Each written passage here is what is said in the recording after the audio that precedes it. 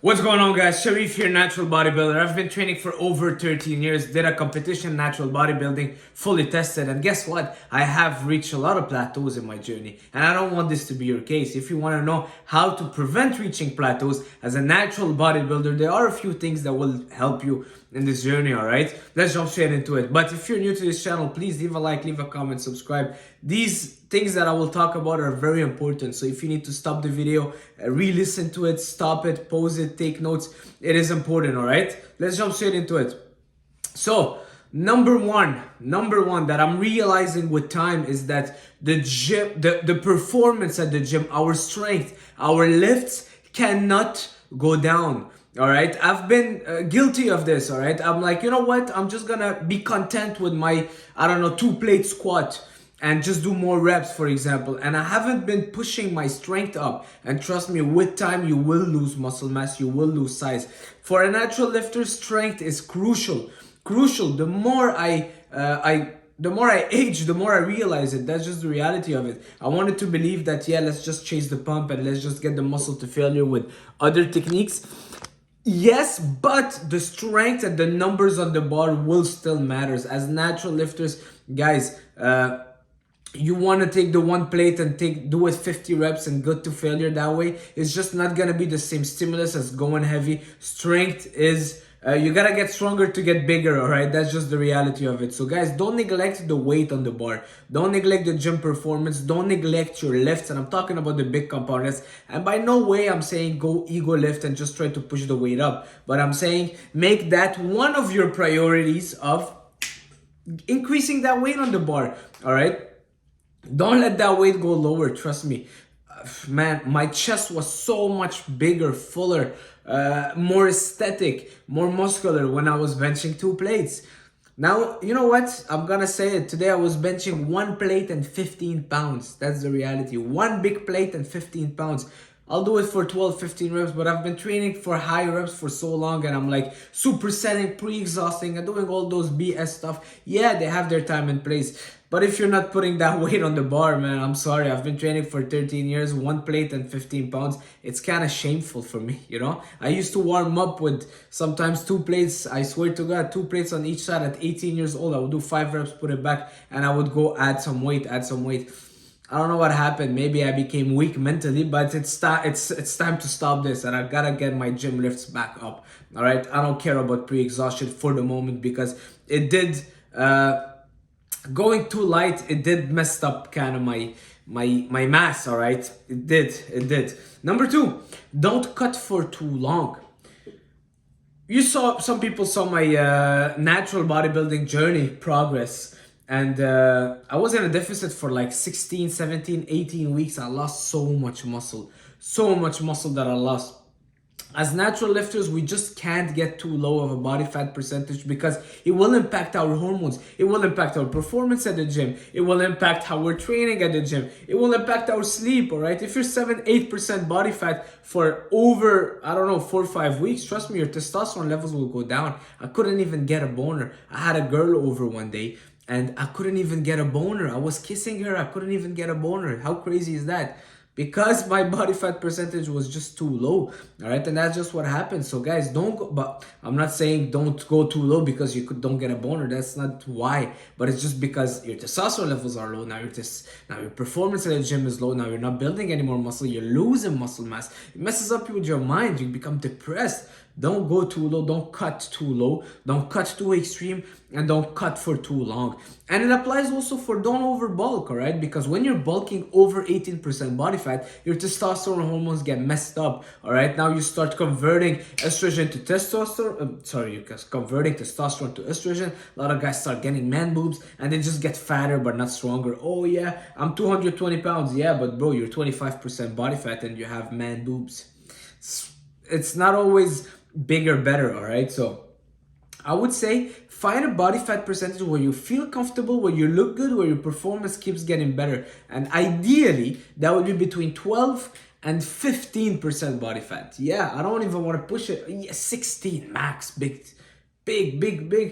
max 17. All right, don't push him more. Trust me, don't push him more. Don't be the guy that is bulking to 21% body fat, and then it will take you forever to cut down, and then you're just not building any more muscle. You're just stressing your body so much more. All right, so don't overbulk, don't overcut. Find that little rep range of body fat, the range of body fat where you feel comfortable, where you keep progressing, you look good, your hormones are good, you wake up every single day ready to go, ready to attack the day. That's how we should be. Number 3, if you're in a deficit as a natural lifter, never cut your fats under 60, 70, 80 grams a day.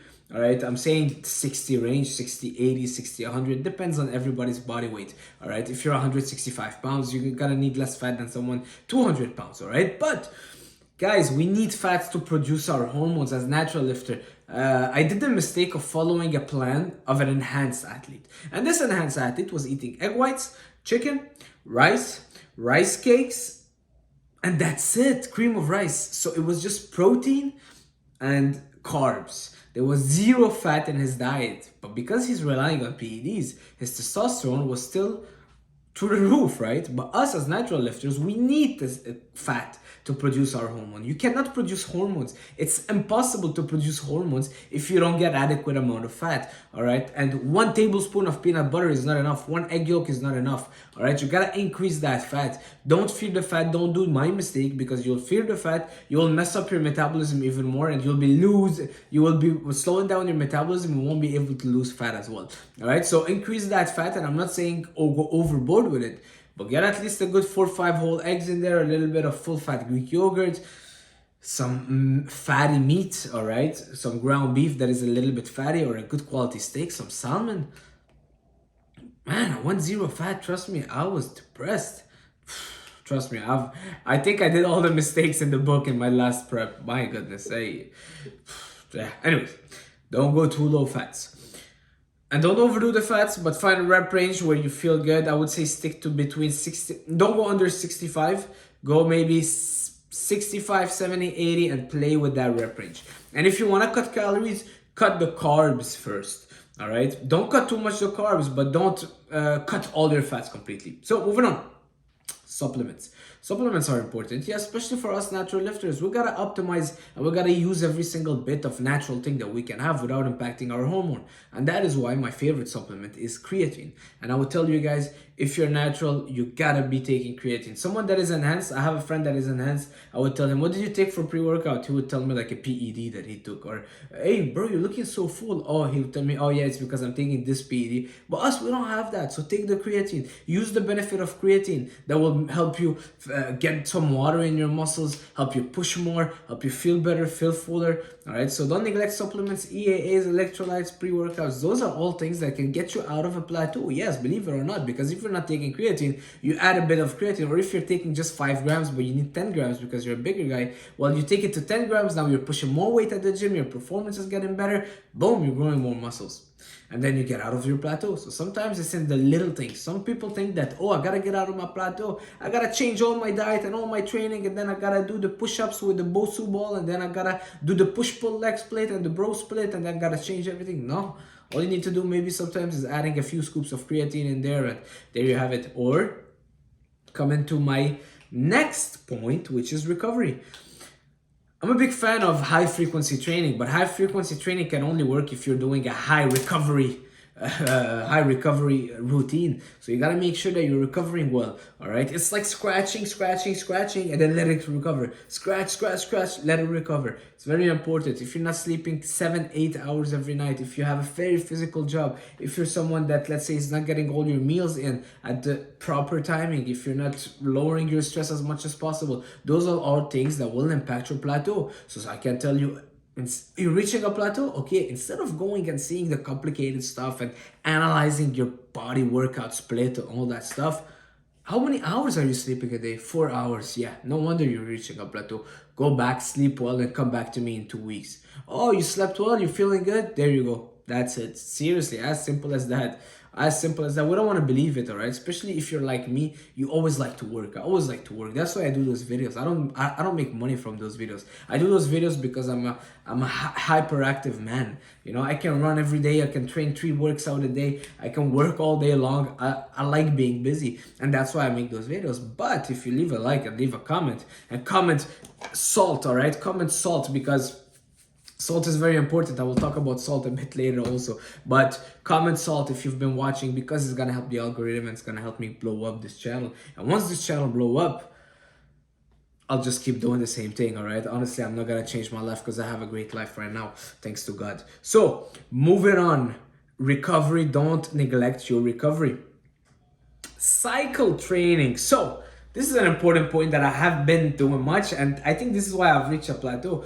I was doing a lot of bodybuilding style training, hypertrophy style, but like I said, I was neglecting a bit the strength training, and I lost a lot of strength. So get those strength sessions in, cycle it. Some people like doing 8 to 12 weeks hypertrophy, 8 to 12 weeks kind of a powerlifting style of training. Yes, because as a natural bodybuilder, powerlifting will help you. Getting your bench press, your deadlift, your squat heavier will help you, and cycling things up will kind of shock your body. Like Arnold used to say it. A lot of people kind of make fun of him, but no, it's true.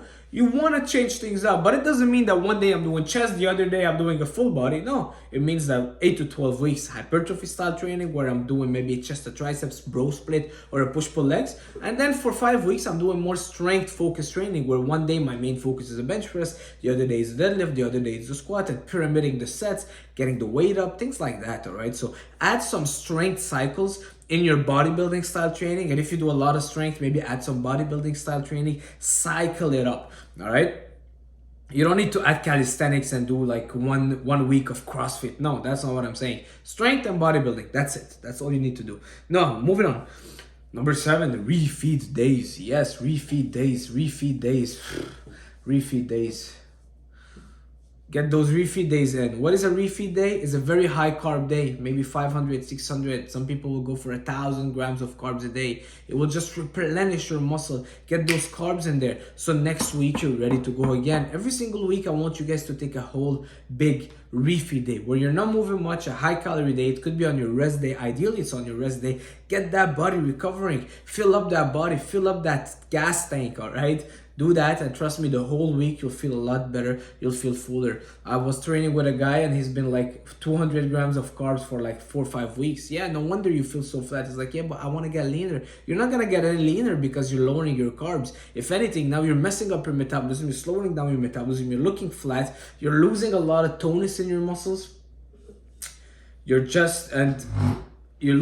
don't have any more carbs, you're losing water, and that's why you're looking flat, because your muscles are like a dry sponge. Get that carbs in there, get those water back in there, all right? Don't go too high, too low carbs for too many days. Get those refeed days in. Number 8, don't overdo the cardio. My best, my most favorite source of cardio for natural lifters is walking, low intensity, steady state walking. That's it. Don't go for the sprint. Don't go for the step master. Don't go for all those stuff, because if you're lean like you're lean, you're just gonna start hitting those muscle, and you're gonna go catabolism, all right? So don't overdo the cardio. And if you're doing your cardio before or after your training session, make sure that, well, never do your cardio before your training session. Always prioritize your lifting. Do your cardio another time of the day. So let's say you're training in the morning, cardio in the evening. Don't do them one after the other. And if you have no choice, after your training, get a shake, get some carbs in, and go do your cardio. Also, high intensity cardio, you will be burning a lot of glycogen. That's not what you want to do, all right? So go for lower intensity, maybe a little bit longer. Moving on. Food sources. So if you're someone that has done everything that I said and you're still reaching a plateau, check your food sources. Are you eating maybe red meat? If you're not eating red meat, well, this is something that will be a game changer, adding some red meat, all right? Maybe changing a few meals of chicken for red meat, because red meat has a lot more micronutrients, all right? It's going to give you a lot more B12, zinc, iron, all those micronutrients that you're not getting from chicken, okay? If you're doing peanut butter from fats, but you're not eating your whole eggs, well, switch that up. Get those whole eggs in. Whole eggs has biotin, choline, vitamin D, vitamin K. Will help you just feel better, all right? So in the food sources, you got a lot of micronutrients that will be a game changer for you. If you're doing a lot of rice, maybe change it up for potatoes. Potatoes are a very high source of potassium.